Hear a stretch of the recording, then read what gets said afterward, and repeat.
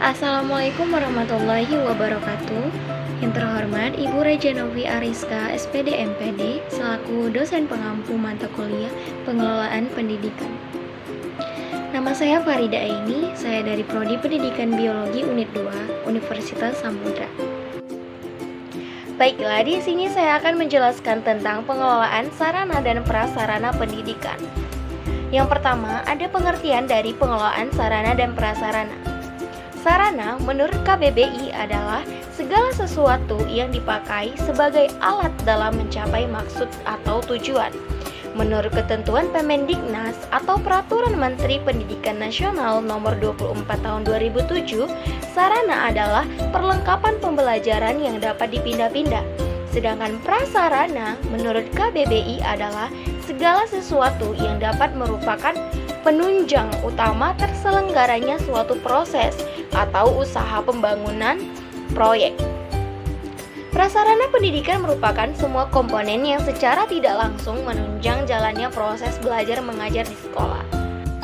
Jadi, kesimpulannya adalah sarana pendidikan merupakan semua perangkat, peralatan, bahan, dan perabot yang secara langsung digunakan dalam proses pendidikan.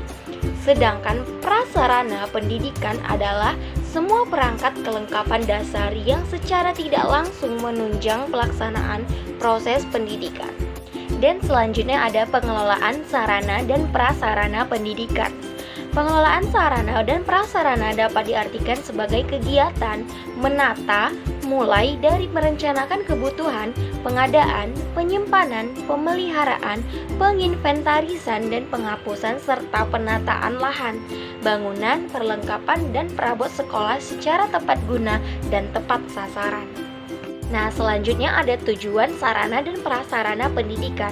Yang pertama yaitu untuk mengupayakan pengadaan sarana dan prasarana pendidikan melalui sistem perencanaan dan pengadaan yang hati-hati dan seksama. Dan yang kedua ada untuk mengupayakan pemakaian sarana dan prasarana secara tepat dan efisien. Dan yang ketiga ada untuk mengupayakan pemeliharaan sarana dan prasarana sekolah sehingga keberadaannya selalu dalam kondisi siap pakai dalam setiap diperlukan oleh semua personel sekolah. Nah, selanjutnya ada prinsip sarana dan prasarana pendidikan, yang dimana yang pertama ada prinsip pencapaian tujuan, selanjutnya prinsip efisiensi, dan prinsip administrasi, dan prinsip kejelasan tanggung jawab, dan prinsip kekohesifan. Dan selanjutnya ada perencanaan sarana dan prasarana pendidikan, yang dimana pertama ada perencanaan pembangunan gedung sekolah, yang kedua perencanaan pengadaan perabot dan perlengkapan pendidikan, dan yang ketiga perencanaan pengadaan tanah untuk gedung sekolah. Dan kemudian ada pengadaan sarana dan prasarana pendidikan, yang dimana untuk mengadakan sarana dan prasarana dapat dilakukan dengan berbagai cara. Misalnya, untuk pengadaan tanah bisa dilakukan dengan cara membeli, menerima hibah, menerima hak pakai, menukar, dan sebagainya. Dalam pengadaan gedung atau bangunan dapat dilakukan dengan cara membangun baru, membeli, menyewa, menerima hibah, dan mengukur bangunan. Untuk pengadaan perlengkapan atau perabotan, sekolah dapat dilakukan dengan cara membeli. Perabot yang akan dibeli dapat berbentuk yang sudah jadi, ataupun belum. Dalam pengadaan perlengkapan ini juga dapat dilakukan dengan jalan membuat sendiri atau menerima bantuan instansi pemerintah di luar Departemen Pendidikan dan Kebudayaan, badan-badan swasta, masyarakat, perorangan, dan sebagainya. Dan selanjutnya ada pemeliharaan sarana dan prasarana pendidikan.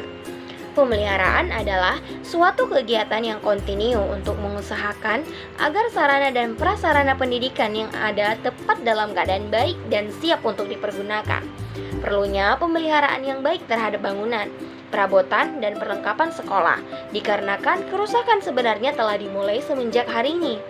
Pertama, gudang, perabot, dan perlengkapan itu diterima dari pihak perombong, penjual, pembeli sarana tersebut. Kemudian disusul oleh proses kepunahan, meskipun pemeliharaan yang baik telah dilakukan terhadap sarana tersebut selama dipergunakan. Menurut waktunya, kegiatan pemeliharaan terhadap membangun dan perlengkapan serta perabot sekolah dapat dibedakan menjadi pemeliharaan yang dilakukan setiap hari dan pemeliharaan yang dilakukan secara berkala. Pemeliharaan setiap hari terutama dilakukan terhadap barang atau fasilitas seperti ruang belajar, papan tulis, mesin tik, alat peraga, buku-buku, alat-alat laboratorium, mebel atau perabot sekolah. Pemeliharaan berkala adalah pemeliharaan yang dilakukan pada kurun waktu tertentu seperti 2 atau 3 bulan sekali, misalnya pada mesin tik stensil dan sebagainya. Dan kemudian ada penataan sarana dan prasarana pendidikan. Yang pertama ada tata ruang dan bangunan sekolah, yang dimana dalam mengatur ruang yang dibangun bagi suatu lembaga pendidikan, hendaklah diperhatikan hubungan antara suatu ruangan dengan ruangan lainnya.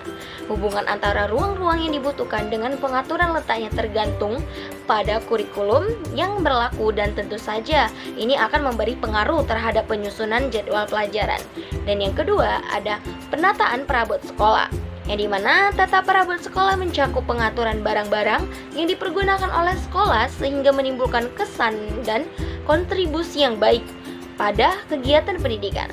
Nah, dalam mengatur perabot sekolah, hendaknya diperhatikan macam dan bentuk perabot itu sendiri, apakah perabot tunggal atau ganda, individual, klasikal. Dan yang terakhir ada penataan perlengkapan sekolah. Penataan perlengkapan sekolah mencakup peraturan perlengkapan ruang di kepala sekolah, ruang tata usaha, ruang guru, kelas ruang BP, dan sebagainya. Ruang-ruang tersebut perlengkapannya perlu ditata sedemikian mungkin rupa, sehingga menimbulkan kesan yang baik kepada penyelenggaraan pendidikan yang dilaksanakan sekolah, dan menimbulkan perasaan senang dan betah pada guru yang mengajar dan siswa yang belajar. Sekian dan terima kasih, semoga bermanfaat. Sampai jumpa di lain waktu. See you next time. Assalamualaikum warahmatullahi wabarakatuh.